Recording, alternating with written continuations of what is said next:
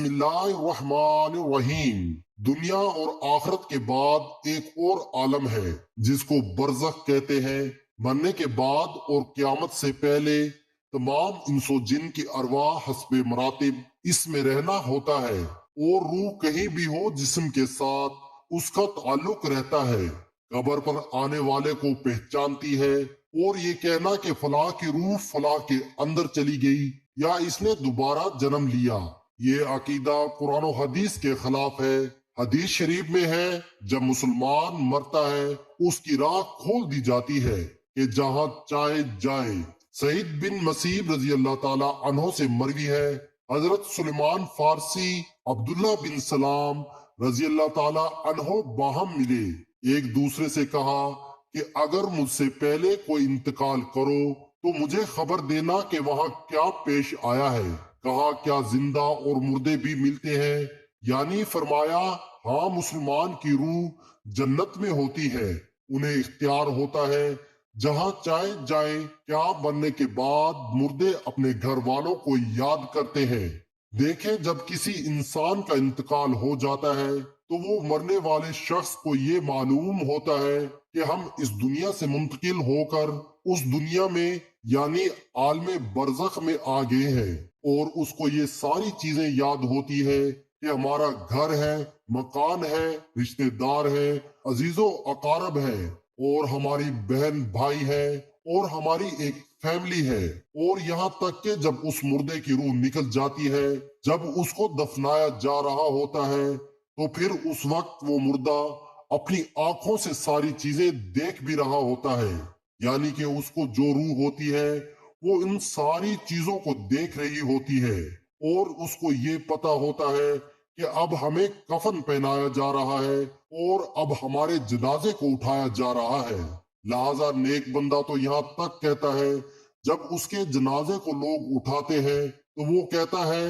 کہ اے لوگو، جلدی مجھے لے کر قبرستان کی طرف چلو اور بہت جلد مجھے میرے اصلی ٹھکانے میں یعنی قبر کے اندر پہنچا دو، کیونکہ اس کو موت پر ہی پتہ چل جاتا ہے کہ اس کا آگے ہونے والا کیا ہے، یعنی آگے آنے والے جو مرحلے ہیں وہ اچھے ہیں، اس کے لیے ہے،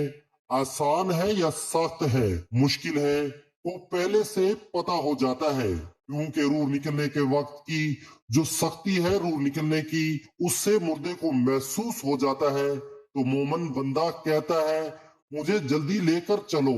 اور مجھے قبر کے اندر اتار دو، میرے اصلی ٹھکانے تک پہنچا دو، کیونکہ آقا علیہ السلام نے ارشاد فرمایا دنیا مومن کی قید خانہ ہے، کافر کے لیے جنت ہے، اور جو گناہ گار فاسق فاجر ہے، بے نمازی انسان ہوتا ہے، وہ چیخ چیخ کر یہ کہنے کی کوشش کرتا ہے کہ اے لوگو، تم مجھے کہاں لے کر جا رہے ہو؟ اے میرے بچوں، اپنی فیملی سے کہتا ہے کہ میں نے اپنے بچوں کے لیے بہت زیادہ کمایا اور ان کے لیے گھر مکان بنایا، اور اب تم ہمیں ہمارے گھر سے نکال کر اندھیری قبر کوٹری کے اندر کہاں ڈالے جا رہے ہو؟ اسے بہت گھبراہٹ ہو رہی ہوتی ہے، تو وہ اپنی زبان حال سے کہنے کی کوشش کرتا ہے کہ اے لوگو، مجھے مت لے کر جاؤ۔ بہرحال اس کو جب قبر کے اندر رکھ دیا جاتا ہے تو اس کو یہ پتا ہوتا ہے کہ اب ہم قبر کے اندر ہیں، اور ہماری فیملی ہماری پچھلی دنیا میں جس میں ہم پہلے تھے وہاں ہماری فیملی اور ہمارے رشتہ دار موجود ہیں، یہاں تک کہ جب کوئی انسان اپنے کسی مردے کے قبر پر جاتا ہے تو وہ مردہ اس قبر پہ آنے والے کو پہچان بھی لیتا ہے کہ یہ ہمارا فلاں شخص ہے۔ اگر باپ قبر کے اندر ہے تو وہ پہچان لیتا ہے کہ ہماری قبر پہ آیا ہوا ہمارا بیٹا ہے، ہمارا بھائی ہے،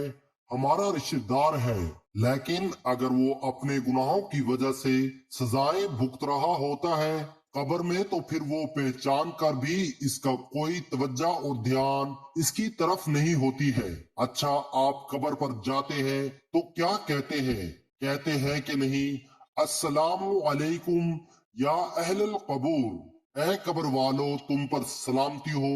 اس سے مراد وہ فرشتے ہیں جو قبر کے اندر ہیں، اور وہ مردہ جو قبر کے اندر ہے اس کو یہ چیز پتا ہوتی ہے،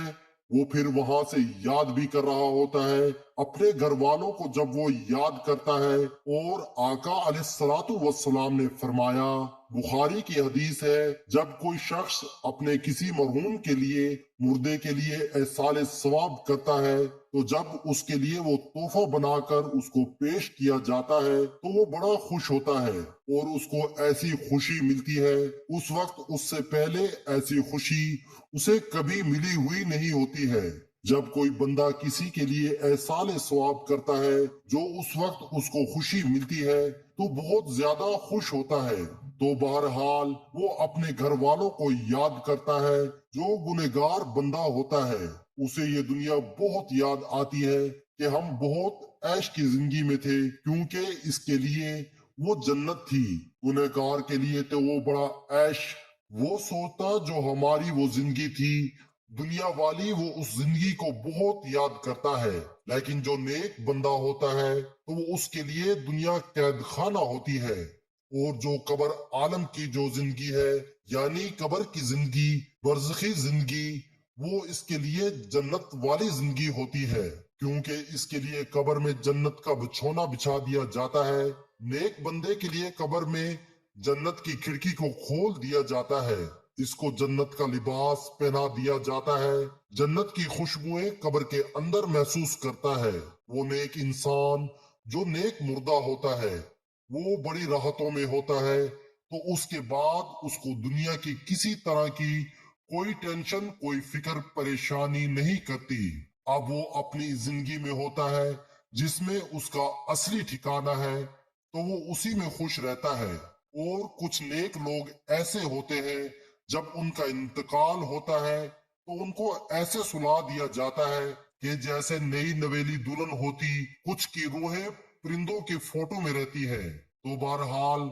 نیک بندہ جو ہے وہ بڑی عیش آرام کی زندگی بسر کرتا ہے اور اسے دنیا کی کسی طرح کی کوئی فکر نہیں ہوتی۔ اور جو گنہگار بندہ ہوتا ہے اس کو یہ دنیا بھی بہت یاد آتی ہے اور وہ قبر کی سختیوں سے بہت پریشان ہوتا ہے۔ بہرحال جو اصل چیز ہے وہ عمل ہے،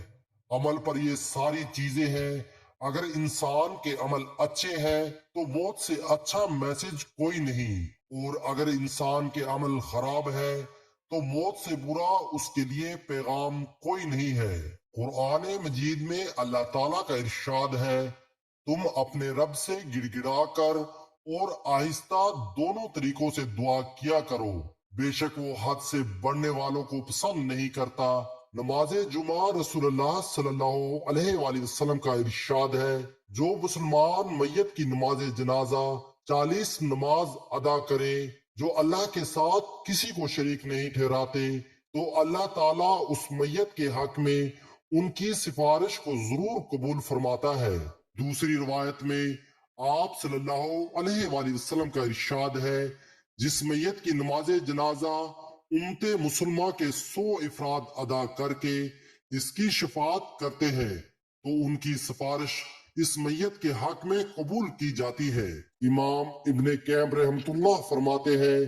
نماز جنازہ کا مقصد میت کے لیے دعا ہے، قبر کے پاس کھڑے ہو کر دعا اور طلب مغفرت کرنا۔ حضرت عبداللہ بن عمر رضی اللہ تعالیٰ عنہ کی روایت ہے کہ رسول اللہ صلی اللہ علیہ وآلہ وسلم جب میت کو قبر میں رکھتے تو فرماتے،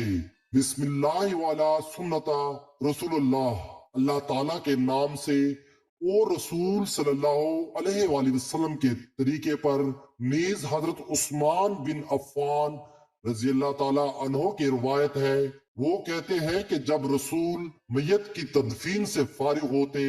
تو قبر پر کھڑے ہو کر فرماتے، اپنے بھائی کے لیے مغفرت کی طلب کرو اور اس کے لیے ثابت قدمی مانگو، اس لیے کہ ابھی اس سے سوال کیا جائے گا۔